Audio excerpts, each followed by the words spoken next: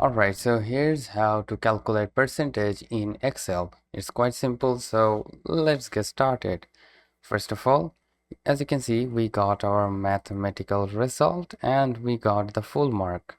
And now we want to make the percentage. So how you can do that is quite simple. First of all, you need to go and select the percentage cell and simply go with the formula bar.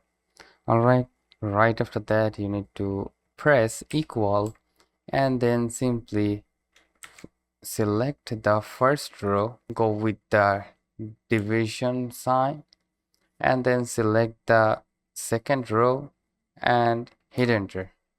Alright, so now from here go to the home tab and simply under this section general you need to select that drop down menu, and from here you will probably see the percentage, so select that one and now you have it.